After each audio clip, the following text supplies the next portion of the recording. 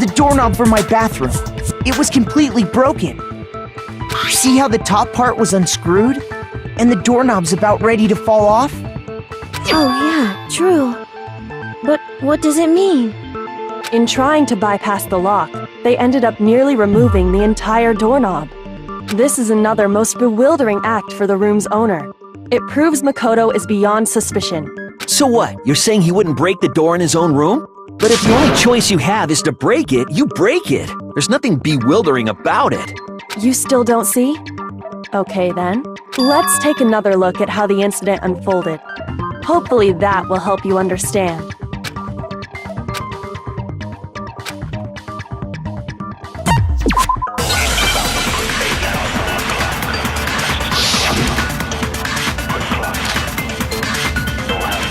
The incident took place in Makoto's room.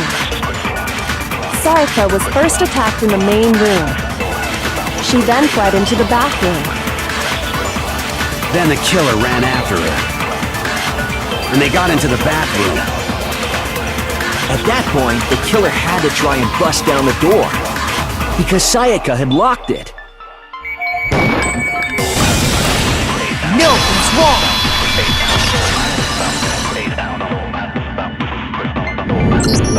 The reason my bathroom didn't open wasn't because it was locked. After all, the girls' rooms are the only ones with locking bathrooms, right? Yes, now that you mention it, that is true. Then why didn't your bathroom door open? Because it was stuck. Huh? What are you talking about? My bathroom door doesn't fit in the frame quite right. Monokuma over there can testify to that. Yup, true as true can be. But you know, you're supposed to be the ultimate lucky student, right? But to have such a cruddy door, that's not lucky at all. So the reason the door didn't open was just because it was stuck. But the killer didn't know that and assumed it was locked. So they tore apart the doorknob to get in. Okay, but then why would the killer even think the door was locked in the first place? Everyone should have known you can't lock any of the boys' bathrooms. The killer could easily make that mistake, thanks to one important detail about the scene of the crime.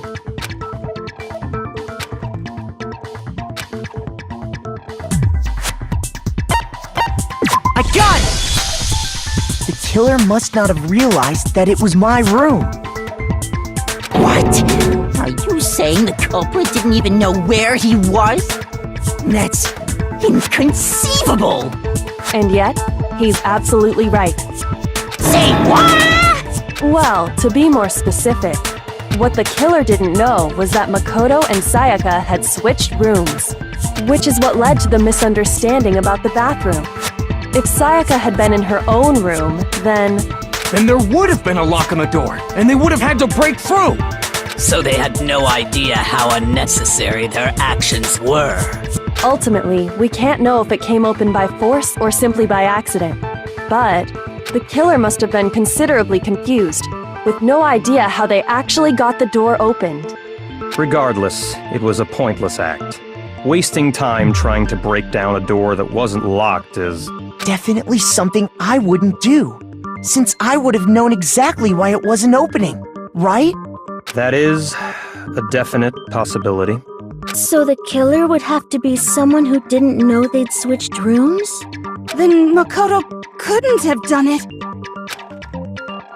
Okay, then who did do it? I'm sorry, but I give up! Quit without saving! But what happens if we can't decide on who we think did it? Well, why don't we just vote right now? Majority rules! Majority rules? You really think that's a good idea? Yeah, our necks are on the line here. Someone seriously needs to do something. For serious. Does no one have any other thoughts or questions? It does not matter how trivial they may seem. Oh! As a matter of fact, I do have one question. Oh, you... You don't gotta sound so disappointed. It's fine, it's fine. Just ask your question. Oh yeah. Okay, so... well... I was just wondering... How did the culprit get into Makoto's room in the first place? Yes. How did the killer get inside? Maybe Sayaka just dropped the key somewhere and the culprit picked it up. That's possible, right? I don't think so. That seems way too convenient. Then, maybe someone picked the lock? Negative! If you remember, Monokuma made it quite clear that the locks are all unpickable. Fine. How about this? The killer got in the easy way. They could have knocked and said they wanted to talk or something, and Miss Maizono just let him in. No, that can't be it either. Oh, trying to argue against me? Sounds like someone doesn't know his place. Hello? Why exactly can't that be it?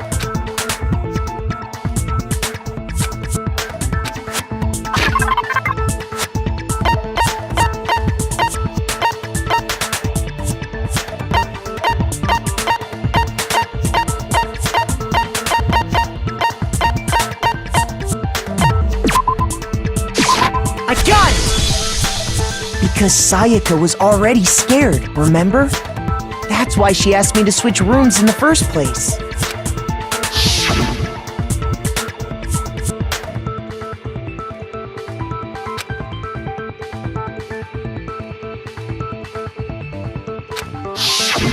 Knowing what she'd been through, I just can't believe she would have opened the door for anyone. What if her being scared was a lie? Huh? Well, what the hell is that supposed to mean? Why would she lie about something like that? I know you don't want to consider it, but look at this and tell me. Can you still deny the possibility?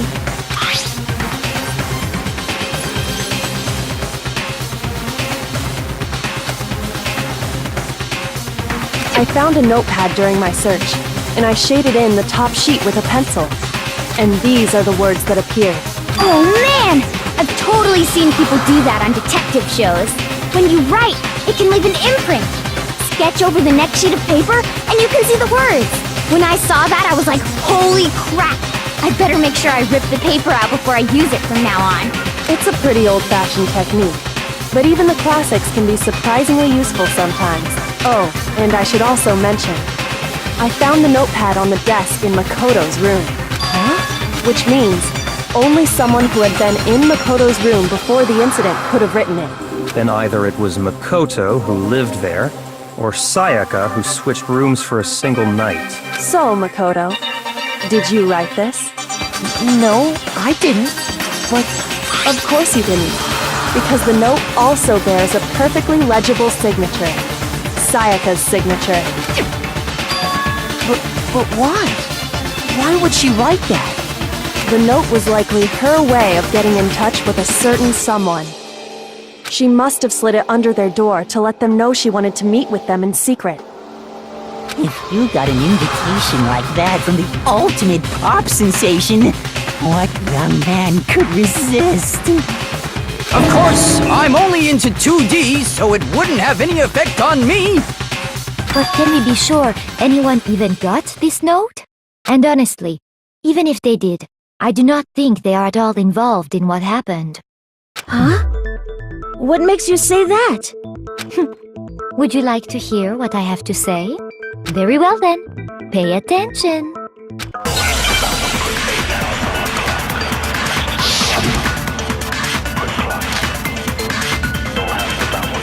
Sayaka and Makoto switched rooms, correct? But in the note, the place they were asked to come to, it specifically says, my room. I see. So if someone read that note, then they would have gone to Sayaka's room. Exactly. The room that Makoto was staying in. No, that's wrong!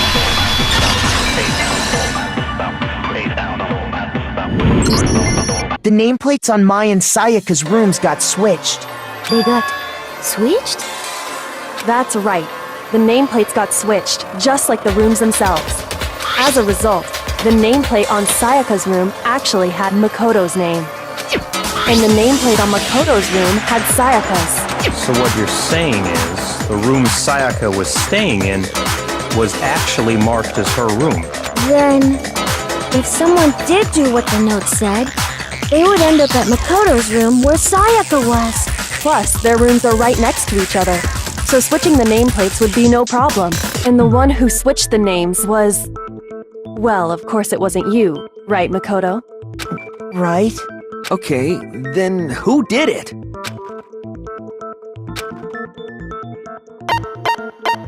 I got it! Me and Sayaka were the only ones who ever knew about us switching rooms. So the only other person besides me who would even know to switch the nameplates was Sayaka.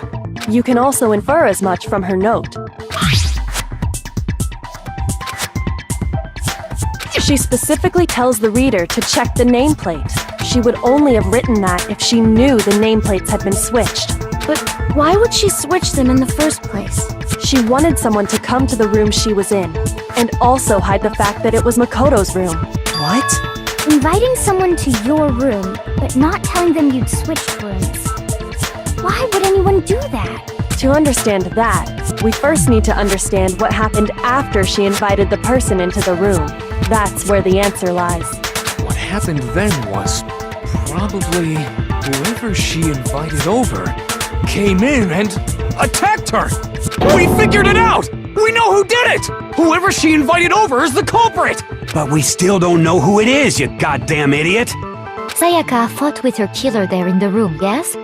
Perhaps the answer to our previous question lies in that initial struggle. Yes, I think you're right. Then... we just have to figure out what happened during the fight, right? That reminds me. There was a replica sword at the murder scene. Was that perhaps used during the fight? Oh yeah. What's the deal with that sword? Sayaka suggested I should hold on to it. I thought it might come in handy if I had to defend myself. It seems pretty likely that the killer used it to break Sayaka's right wrist. How the hell could you possibly know that's what broke her wrist?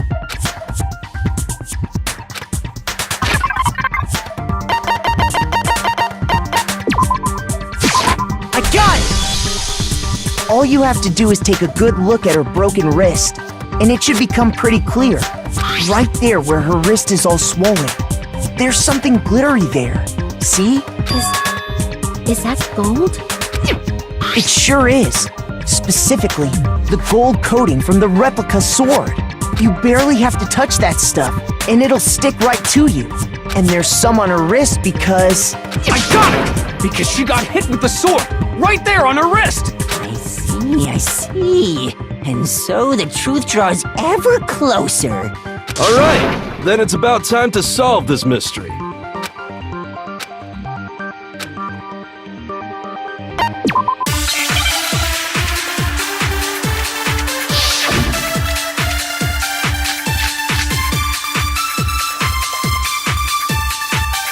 When the fighting broke out, the culprit grabbed the sword, and that's when the first blow was dealt. A sword-based sneak attack! And that's what broke Miss Mizono's wrist! So, she tried to fight back. She grabbed the kitchen knife she had hidden away. But then the culprit took that from her too. And they killed her with it. And that's exactly what happened.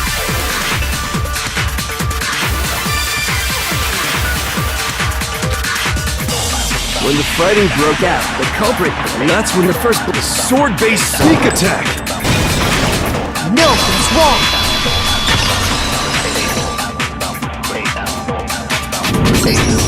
Actually, no. I don't think the fight started with the sword. Why not? Because the sword's sheath had been scratched. See? There's a gash in it. Like someone cut into it with something sharp. Something sharp? You mean like the kitchen knife? That was the only sharp thing found at the scene. Stop jumping ahead! Slow down and explain it so I get what the hell's going on. If the sword was used first, there wouldn't be any explanation for the scratch on the sheath. If you are going to attack with the sword, you'd take it out of the sheath first, right? That's true. With the sheath on, it'd be heavy and bulky and useless as shit. Okay, so how did the sheath get damaged? If they got attacked with the kitchen knife, maybe they grabbed the sword as a defense.